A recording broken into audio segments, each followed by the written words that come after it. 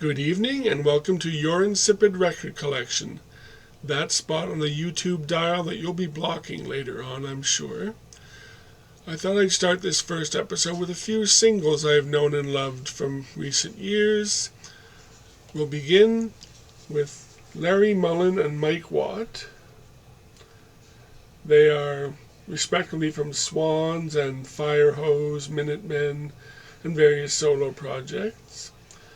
And this features two recordings of 1969 by the Stooges on a nice, lovely piece of sort of tapioca yellow and royal blue vinyl. This was from Record Store Day in 2021.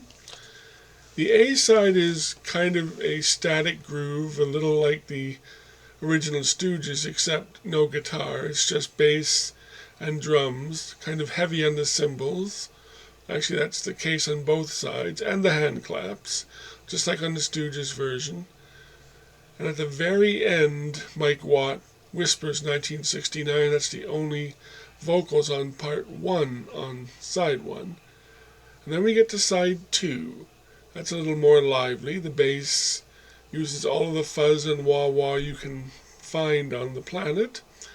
And the vocals are kind of screamy, almost like Suicide in a way when they appear, although it's still not the full set of lyrics from the original. It's still mostly instrumental, and it's worth trying to find, although it was a Record Store Day record, but you can probably find it on Discogs or what have you.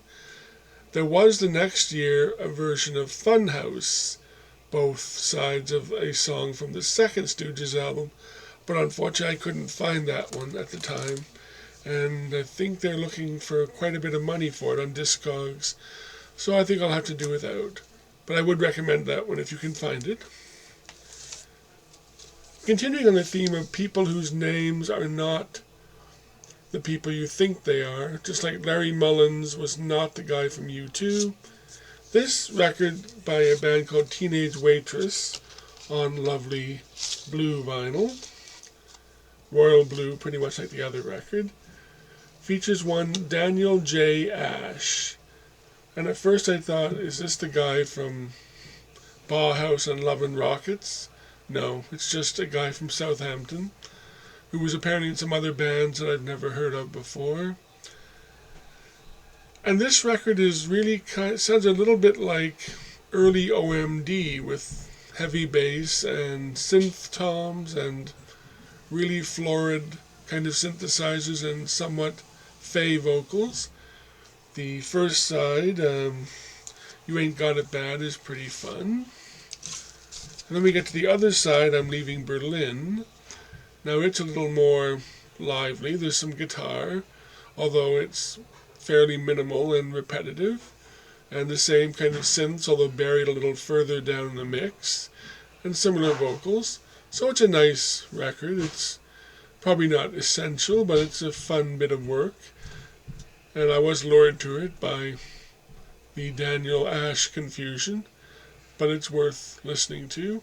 And I could almost see Love and Rockets doing something like this.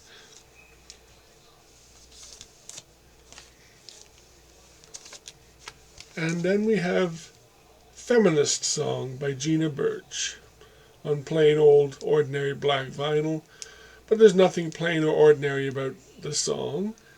Now, I've been waiting and hoping, apparently in vain because they will not be recording again, for the Raincoats to do a version of this, because they've done it in concert for many years, including when I saw them in September of 2011 in Toronto, which was apparently the first time they ever played in Canada, and it rained that night. Imagine that, a rainy night and the Raincoats.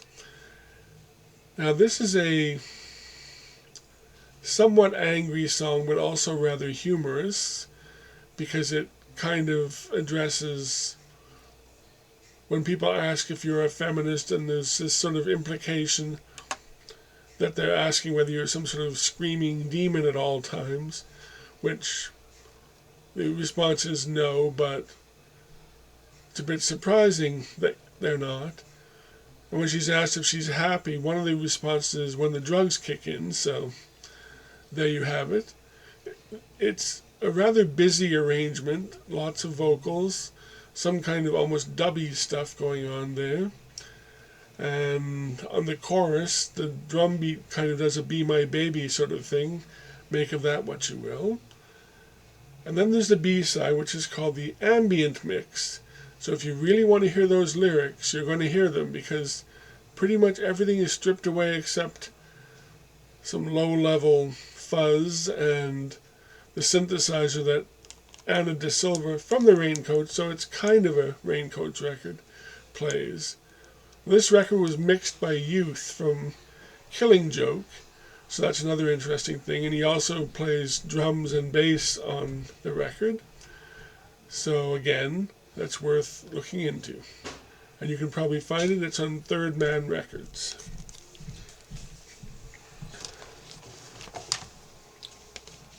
And then we have Todd Rundgren and Sparks with Your Fandango. It's on a lovely kind of dark gold vinyl.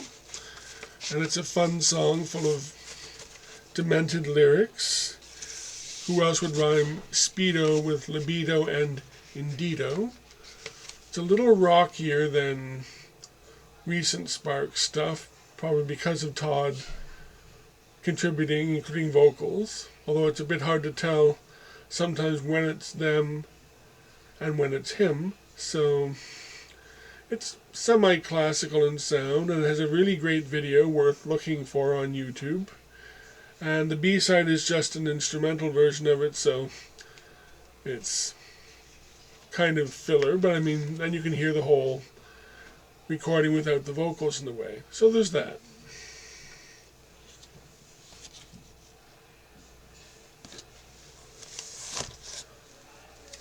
And then there's Holly Vincent, who should have been a huge star with Holly and the Italians. They had a song in '79 called Tell That Girl to Shut Up, and later covered by Transvision Vamp. This is a nice bit of power pop from about 2015, when she would have been 59, roughly, years old. She's also worked with Jeanette Napolitano from Concrete Blonde on a record called Vowel Movement. Cute touch there. Both sides are sort of mid-tempo, power pop, rocky stuff, including her playing lead guitar, which was kind of a rarity back then, and unfortunately even now. So those are what I have to offer for you this time. Next time I'll probably be looking at some of my favorite recent LPs, and hopefully someone will tune in. Good night from your Insipid record collection, that spot on the dial that you have already blocked.